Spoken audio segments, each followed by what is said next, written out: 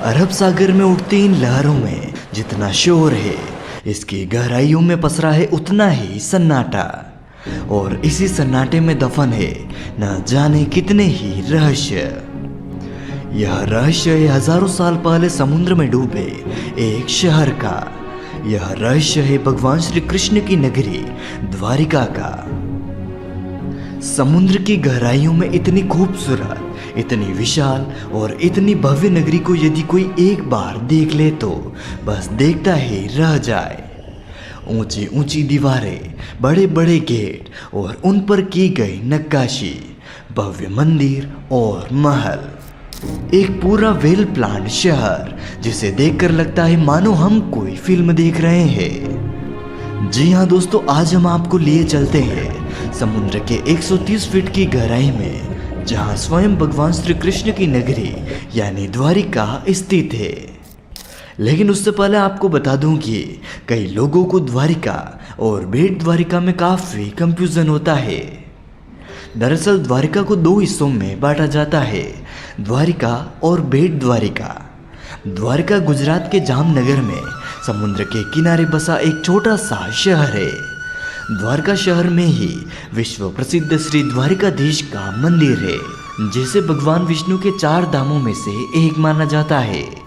वहीं बेट द्वारिका गुजरात में समुद्र तट से 3 किलोमीटर की दूरी पर समुद्र के बीच एक द्वीप है।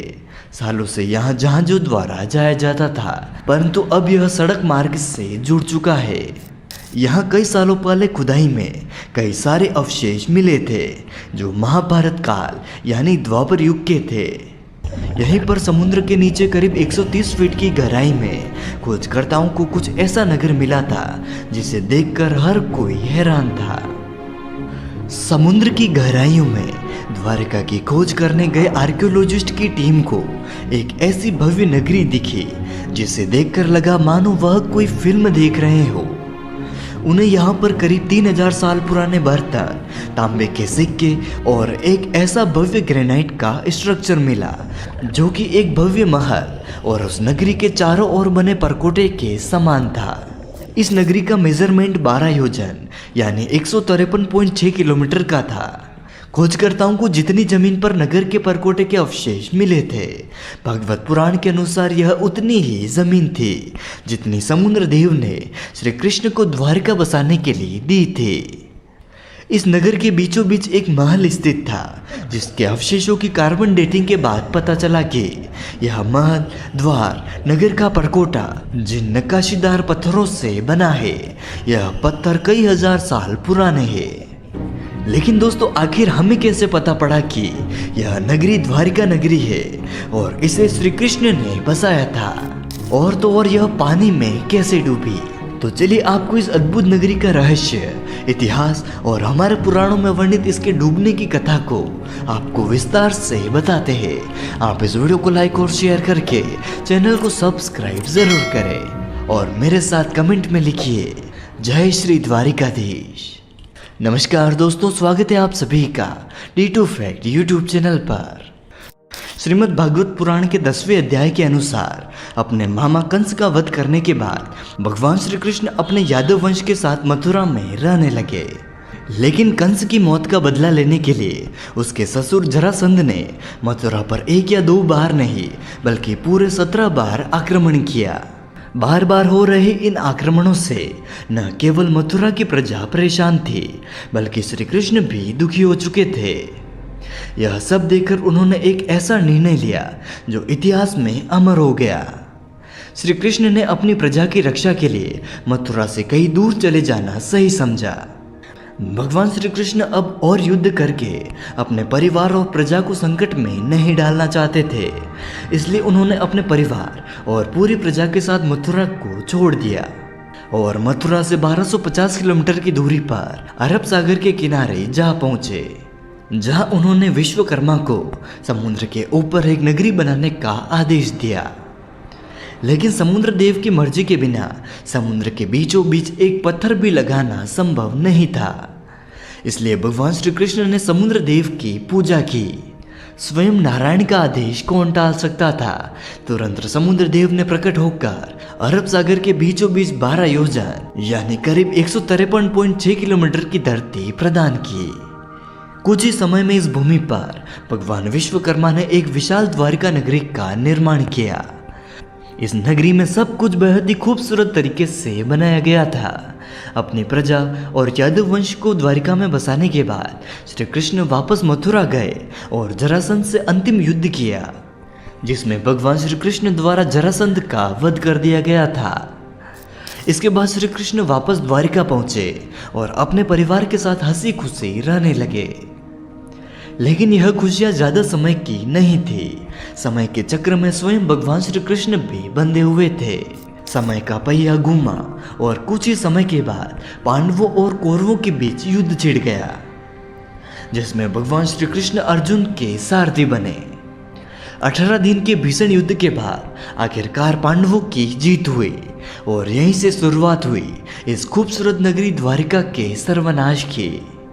महाभारत के स्त्री पर्व के अनुसार यह वह समय था जब पांडव महाभारत के युद्ध में विजयी होते हैं और उनके हाथों सभी कौरवों का वध कर दिया जाता है। माता गंधारी ने जब अपने 100 पुत्रों की मृत्यु का समाचार सुना तो वह यह दुख नहीं सह पाए और उन्होंने भगवान श्री कृष्ण को अपने बेटों की मौत का जिम्मेदार ठहराते हुए उन्हें श्राप दिया कि जैसे उसके वंश का विनाश हुआ है, ठीक वैसे ही 36 साल बाद तुम्हारे वंश का भी विनाश होगा। श्री कृष्ण इसके बारे में सब कुछ पहले से ही जानते थे। उन्हें इस बात का पहले से ही आभास था, इसलिए उन्होंने श्राप को आशीर्वाद के तौर पर लिया। भगवान कृष्ण जानते थे कि उनका धरती पर अपनी लीलाएं समाप्त कर अब वापस वैकुंठ धाम लौट जाने का समय है। कुछ वर्षों के बाद जब द्वारिका के पास बसे पवित्र स्थल पिंडारक में कई साधु संत आए हुए थे। उन्हें देखकर श्री कृष्ण के पुत्र सांब ने अपने मित्रों के साथ मिलकर ऋषि मुनियों के साथ एक शरारत करने की सोची। फिर क्या था, सांब ने एक गर्भवती स्त्री का वेश बदला और साधु संतों के पास पहुंच गया। वहां जाकर उसने ऋषि मुनियों से अपने होने वाले बच्चे के बारे में पूछा। ऋषि मुनि अपने साथ हो रहे इस मजाक से क्रोधित हो गए और उन्होंने सांब को श्राप दे दिया कि वह एक लोहे की मुसल को जन्म देगा जो यादव वंश के विनाश का कारण बनेगा। यादव वंश को अब तक 2 श्राप लग चुके थे, पहला माता गांधारी का और दूसरा ऋषि मुनियों का। अब इन दोनों श्रापों के पूर्ण होने का समय था। थोड़े ही समय के बाद सांब के कपड़ों से एक लोहे का मुसल मिला। यह खबर मिलते ही पूरे यादव वंश में कोहराम मच गया। जब श्री कृष्ण के नाना उग्रसेन को इस पूरी कहानी का पता चला तो उन्होंने श्राप से बचने के लिए उस लोहे के मुसल के टुकड़े कर दिए और उन्हें समुद्र में फेंक दिया। उन्हें यह गलतफहमी थी कि ऐसा करने से उन्होंने यादव वंश को इस श्राप से बचा लिया है, लेकिन ऐसा नहीं था। स्वयं भगवान श्री कृष्ण के लिए भी इन श्रापों को पूर्ण करना आवश्यक था। इस कारण जैसे ही उग्रसेन मुसल के टुकड़ों को समुद्र में फेंकते हैं, वैसे ही उन्हें एक मछली निगल लेती है। इसके बाद वह मछली मछुआरों के जाल में फंसती है।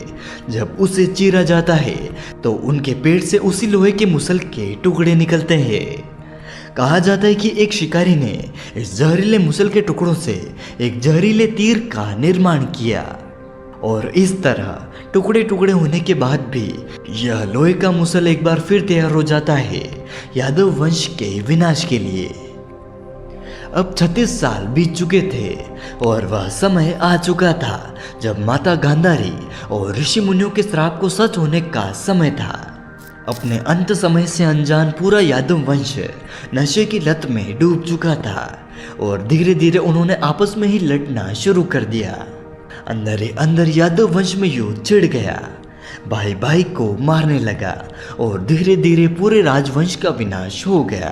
यह सब देखकर बलराम जी, जो स्वयं शेषनाग के अवतार है, उन्होंने भी इस धरती का त्याग कर दिया और वापस अपने धाम लौट गए।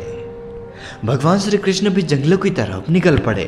कुछ देर चलने के बाद वह एक पीपल के पेड़ के नीचे विश्राम करने के लिए लेट गए।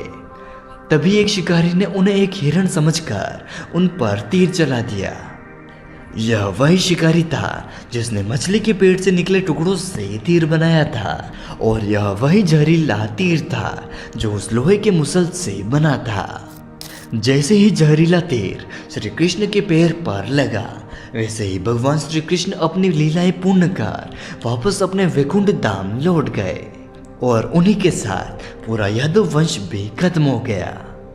जब अर्जुन को इस बात का पता चला तो वह दौड़कर द्वारिका पहुंचे, लेकिन उनके पहुंचने से पहले ही सब कुछ नष्ट हो चुका था। पूरी द्वारिका आग में जल रही थी। इसके बाद अर्जुन ने जैसे तैसे खुद को संभाला और जलती हुई नगरी से लोगों को बाहर निकाला। खाली होते ही द्वारिका नगरी हमेशा हमेशा के लिए समुद्र में समा गई। दोस्तों, यह नगरी इतने सालों के बाद भी आज भी अपनी भव्यता और अपने रहस्यों को संजोए हुए समुद्र के 130 फीट नीचे अपने अस्तित्व में होने का प्रमाण दे रही है। कई शोध हो चुके हैं, कई गणनाएं हो चुकी है, परंतु आज भी कई रहस्य है जो इन अवशेषों के नीचे दबे हुए हैं। अरब सागर के इस क्षेत्र में निरंतर खोज जारी है और जल्द ही इसे पर्यटन के लिए विकसित किया जा सकता है। जल्दी हमें कुछ ऐसा देखने को मिलेगा जिससे कोई भी आम आदमी भी द्वारिका के समुद्र में पानी के नीचे जाकर इस अद्भुत द्वारिका नगरी के दर्शन कर सके। अगर आप भी द्वारिका में स्थित श्री द्वारिकाधीश मंदिर के दर्शन करना चाहते हैं तो इसकी संपूर्ण जानकारी और इसके दर्शन हमने इस वीडियो में करवाए हैं, तो आप इस वीडियो को देख सकते हैं। लिंक आपको डिस्क्रिप्शन बॉक्स में मिल जाएगा। आई कार्ड पर क्लिक करके भी आप यह वीडियो देख सकते हैं। उम्मीद है आपको हमारे द्वारा दी गई यह जानकारी पसंद आई होगी। इस वीडियो को लाइक और शेयर करें। फिर मिलते हैं नए वीडियो के साथ, तब तक मेरे साथ कमेंट में लिखिए जय श्री द्वारिकाधीश।